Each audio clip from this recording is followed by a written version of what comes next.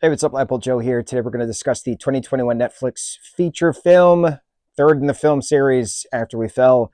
Chance Perdomo, Ariel Kebel, and Carter Jenkins I love them. Three of them are incredible. They've done incredible work. Ariel I'm familiar with, and the first thing I ever saw him was John Tucker Must Die. Carter Jenkins has been in a bunch of stuff. He was in Umbrella Academy. He was in the Halloween films. Was he in the Halloween films? No, no, no. He wasn't in the Halloween films. He was in some other films. The and Chance Perdomo we know and love from Chilling Adventures of Sabrina.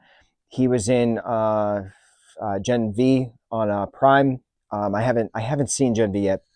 It's on my list, but Chance passed away not too long ago from a motorcycle accident in New York City. 27 years old. It's still shocking. He was an incredibly talented individual, but I'm glad that I watched him in these because of his talent. Um, May he rest in peace. The weird part about this particular film, this third film in the franchise, is that a lot of them, almost all of the characters were recast, except for the main two, Tessa and Hardin. Landon's character is now played by Chance. Amy is now played by Ariel. This character, Robert, is played by Carter, who is new to within the third film and then moving forward, fourth and fifth film. But I don't understand why so many of the actors and actresses were recast.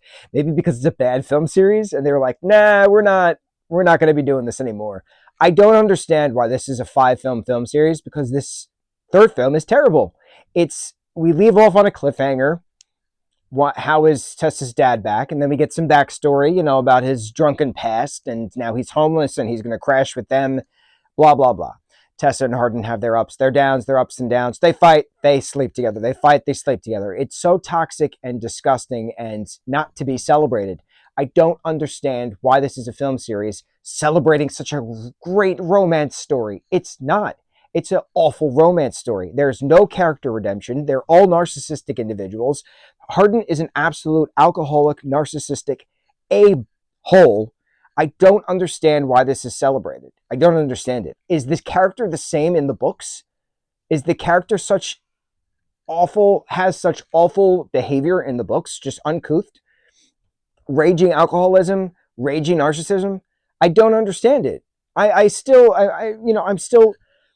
on Team Trevor from the second film. I'm still Team Noah from the first film. I don't understand why Tessa is such a horrible person in general, and why Hardin is such a horrible person in general, and why the two of them together is just a joint horribleness that I don't even feel bad at the end of the film, where we see Christian Vance, sleeping with Hardin's mom, and you're like, where did this come from? Yeah, they've been friends for years, but he's married to Amy. They're expecting a child. She's about to get married. That's why him and Tessa are in London.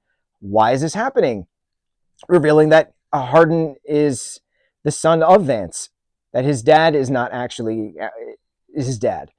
And then it's another to be continued. It brings up soap opera kind of stuff where it could have just been a TV series. I don't understand why this was a film. And then you had to wait a year and then it was a film, and then you had to wait a year and then it was a film. Why was this not just a TV series? If you're going to do that kind of jaw-dropping, to be continued, how is that an end of a film? The end of a film is supposed to have resolution. You're ending these films as if you're ending an episode of a TV series. So essentially we're having 5 hour-and-a-half long episodes of a TV series. I don't know how many books are in this franchise. I don't understand why this franchise is popular. These main characters are not likable. The main characters are not people to idolize, romanticize, horrible, disgusting individuals. The secondary, tertiary characters are where to go. I said this in the first film with Noah. I said this in the second film with Trevor. I'm saying this in the third film now with Robert. Robert just being, a guy that, he happens to work at this restaurant that Tessa happens to be talking to. And how dare Tessa talk to Robert? According to Hardin, it's mind-numbing. I like that Landon meets Nora in this film, so that's pretty neat. Shall their romance continue on? We shall see. It's hard to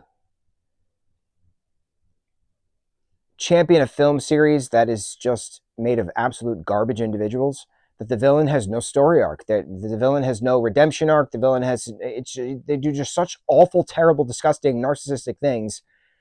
How am I supposed to root for this person? I can't. So let's see how the fourth film is. After we fell, on to the next review. Mahalo.